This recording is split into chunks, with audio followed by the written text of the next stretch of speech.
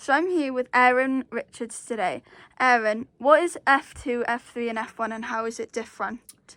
F2, F3, F1 all motorsports, but the F3, F2 is mainly leading you up to get ready to F1. It's mainly the best way to describe it is the baby versions of F1. And every racer that's in F2, F3 and F4, the main goal is to end up in F1.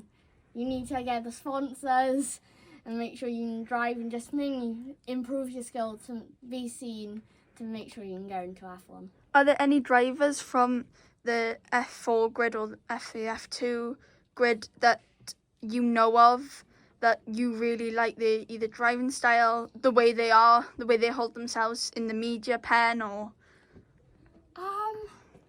Well, no, he's in GB3 now, but I would have to say Raza. Honestly, I love the way he drives, his just attitude. It's like, it's always bubbly and happy. He doesn't really let anything affect him. And that's the sort of drivers you really need. Yeah, I agree. I agree with you there. In terms of Reza is one of them characters that's very funny. And I think from personal experience as well, meeting him and knowing his family a bit as well, he is quite a down-to-earth person and he does take time as well to look after his fans and that. But are there any other drivers as well, such as, for instance, Freddie Slater, who's going into F3 next year, or Alex Dunn in F2 that you like, that you think has potential to go into F1 or a future motorsport career somewhere else? Like you said, obviously, with Alex Dunn and Freddie Slater, I think they've got so much potential. Like, we've seen what they can do, and I think we've got a lot more coming to see where they can go. And I think if they keep her up, I think we can see them in F1. Like, now we get to see him avid in F1 now next season, and I can't wait to see what he does because he's quite a good driver, so it's really exciting to see what he does, and it's always exciting when we get the rookies coming into F1. I agree with you in terms of Arvid is a very good driver, and I can't wait as well to see him in that V-Carb seat. Is there any drivers you look up to in terms of who you think may not get to F1, or if they're not paid with like a F1 academy that you think does have the potential but doesn't have the either backing, funding sort of, or doesn't have the academy to go with their driving style and who they are as a person? Oh, there's one driver I'm thinking of right now. I can't. Paul. That's it. I think honestly he has so much potential, but it's always like we feared a lot from last season. It's the funding he doesn't have a lot of, and I think if he had that back in a bit more and the more funding and sponsors, I think he could go really far because he is a great driver, and I think we can see so much more in him if more people had faith in him.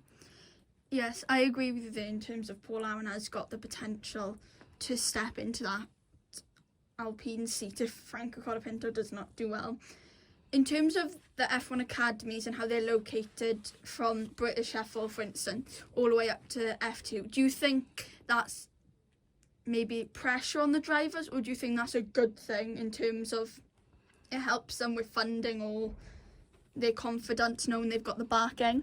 I think the academies have both positive and negative, because obviously the positives, they have the backing, the support they need to help them push them further, but I also think there's a lot of pressure on them, and they have to have that pressure to perform.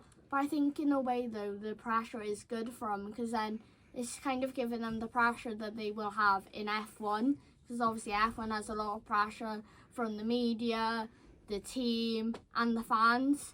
So then it gives them that experience to just not physically but also mentally prepare themselves for if they do go into F1. Yes, and I agree with you there in terms of that. So my next question is, do you think that the hate in F1 is going down the series in terms of it's spiralling into F2, and then when F2 drivers have collide with another driver and that fan base goes off, do you think the ripple effect of that is what's causing drivers to have also like a mental breakdown or maybe doubt their actual skills when actually they can just focus on their driving and not look at social media. I think hate is never gonna go away. Yeah. No matter what. I think even though it's not talked about much in F2, 3 and 4 compared to F1, I think it's always gonna be there and it's gonna affect the driver one way or another. Like currently with Kimi, he's getting a lot of backlash for allowing Lando through. Yeah. And obviously it's taking a toll, and people automatically think, oh, F1 is the worst for the hate. The other series won't get it, but it can be as bad, just you won't hear it as much in the media as you do in F1. Yeah, going on to my next question, as you mentioned Kimi getting hate. Do you think Kimi's hate was caused by what GP and what Helmut Marko said? Or do you think that it was caused by what people saw and didn't actually see the actual replay itself of Kimi making that mistake that let Lando get close to him and pass him?